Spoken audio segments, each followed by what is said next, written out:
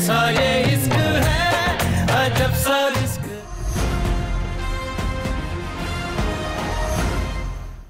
तारा दुख भी मैं समझ सकूं चिट्ठी, इसीलिए लिहाज धर रही हूँ। अगर बेशर्मी पे आ गई ना तो यहाँ से भागने के लिए रास्ता बिना मिलेगा अपने। सीमा में रहो अपनी। सीमा में तू रह रज्जो। ताऊजी ने तन्ने इस घर में रहने की इजाजत दी है, इसे अपनी खुशकिस्मती समझ। अपने आप ने इस घर की मालकिन मत समझने लग। इस घर ने मन्ने बहू का दर्जा दिया। राजवीर की असली घराली मैं हूँ, तू नहीं, समझी? बकवास बंद करो चिट्ठी। राजवीर की असली घराली सिर्फ मैं हूँ। फेरे हुए इनके मारे साथ। अरे फेरे तो मारे भी हुए राजवीर के साथ।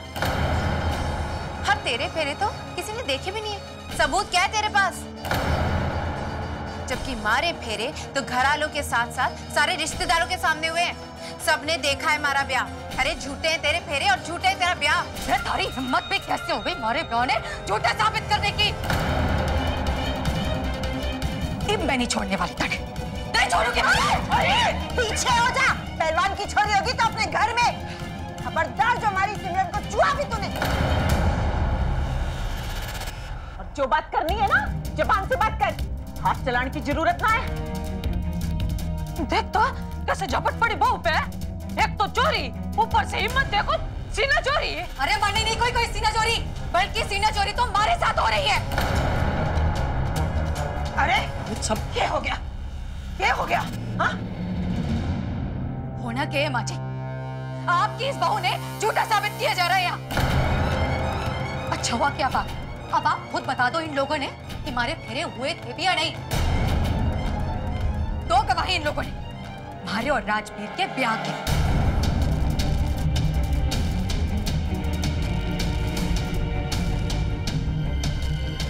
हाँ ठीक से फेरों के वक्त राजवीर होश में नहीं थे।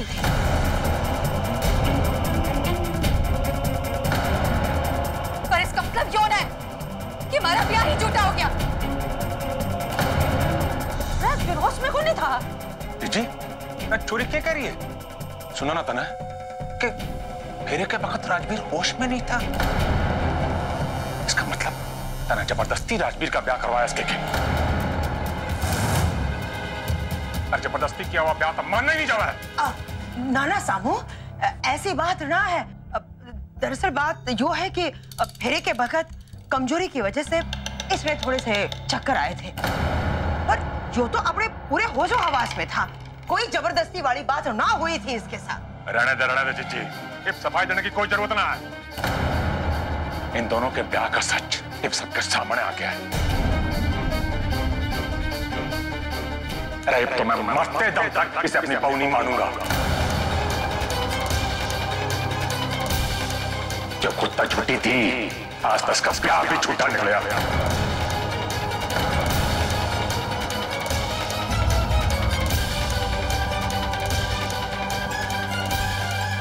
जी माना कि आप इस घर के मुखिया हो, पर इसका मतलब यो ना है कि आप कुछ भी कहोगे और मैं सुनती चली जाऊंगी।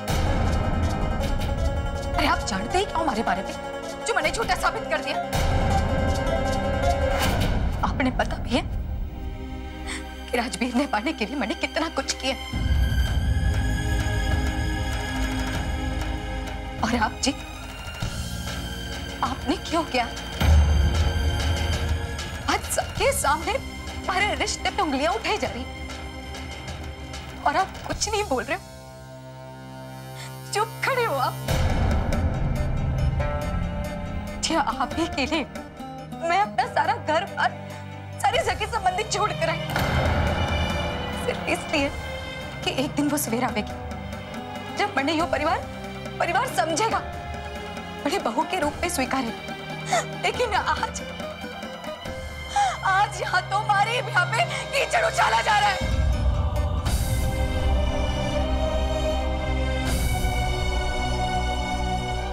आप कुछ बोलते क्यों नहीं जी? बता दे क्यों नहीं लोगों ने हमारे ब्याह का सच? देख रज्जो, मैंने इस ब्याह को लेके कुछ भी याद ना है। मैं सच कह रहा हूँ, उस वक्त मैं बिल्कुल भी होश में ना था। मैंने ना पता कि फेरे कब हो गए। मैंने तो वही मान लिया जो अम्मा ने मारे को कहा। तने क्या हो गया राजवीर? हाँ, मैंने जो सच था वही बताया, पर तने ये बात कैसे भूल गया? कहीं फिर से तेरी याददाश्त तो नहीं चली गई?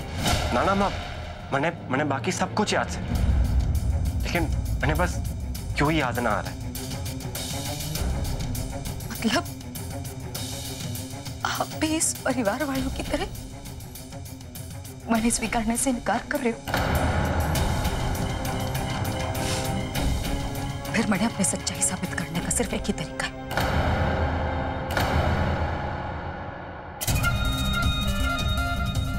हाँ, और यो तरीका मैंने अपना नहीं पड़ेगा।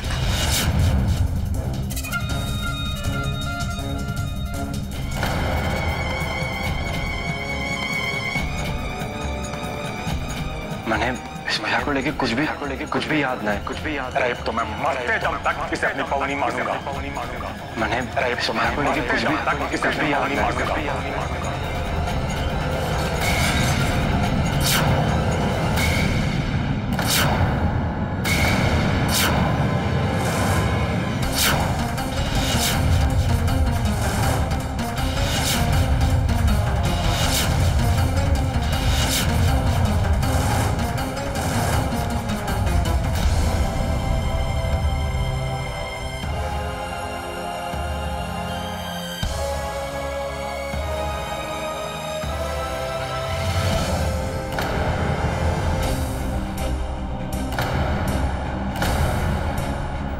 कोई भी कुछ भी कहे, पर मैं एक सच्ची सुहागन हूँ।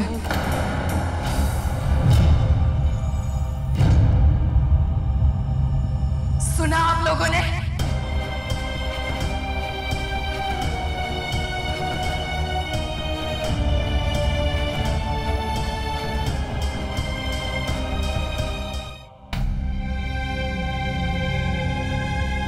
चिंता करने की कोई बात नहीं है। इनकी किस्मत बहुत अच्छी थी कि कांच इनके सर में नहीं रह गया, वरना ऑपरेशन करना पड़ता और इनकी जान को खतरा भी बच जाता। मेरे पास जो दवाइयाँ थी मैंने इनको दे दी, बाकी की दवाइयाँ मैंने लिख दी हैं, आप आज ही मंगा लीजिएगा। मैं बस अभी खुद जाके लेकर आता हूँ। नो, जब तक ये पूरी तरह से ठीक नहीं हो जाती आप इनके पास ही रहिएगा। दिमाग की चोट है, आप साथ रहेंगे तो इन्हें हौसला रहेगा।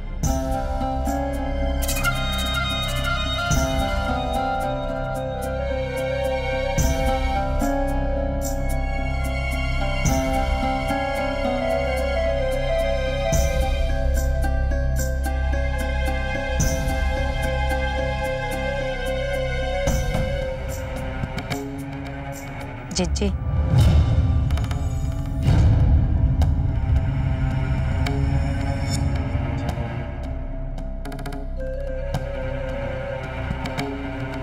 इधर आओ। मैं हमेशा एक बात का ध्यान रखूंगी जिज्जी, कि राजवीर हमेशा हमारे पास ही रहे। रोज खून बहा सकती हूँ,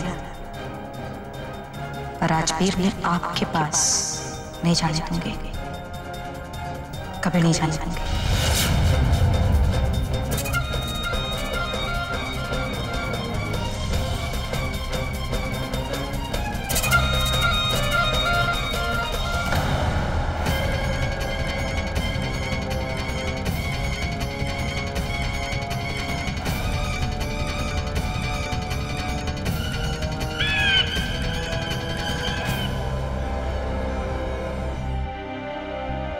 कोई परेशानी है ताऊजी? मैंने बताओ। ना बेटा, ऐसी कोई परेशानी ना है। मैं बस थोड़ा बहू का इंतजार कर रहा था।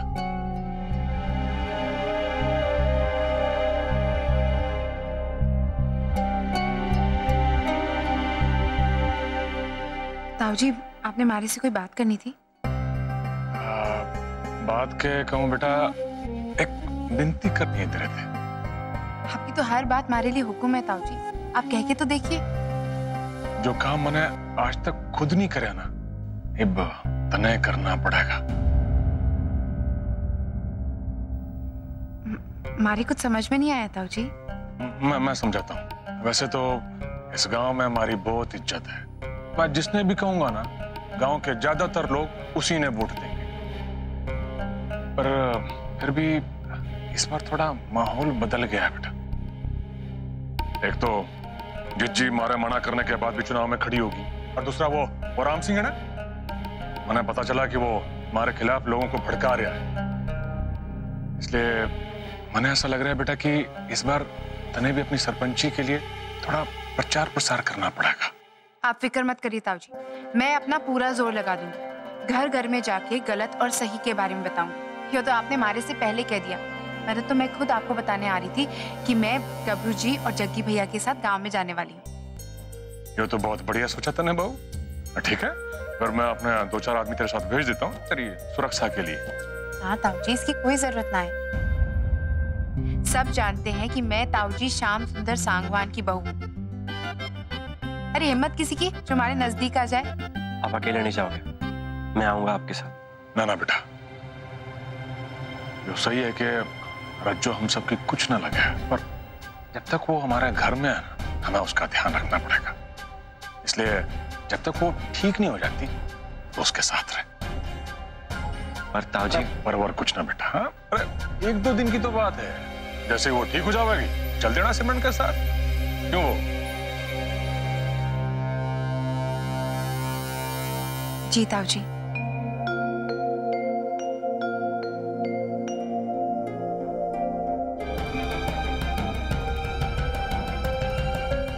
कैसा ये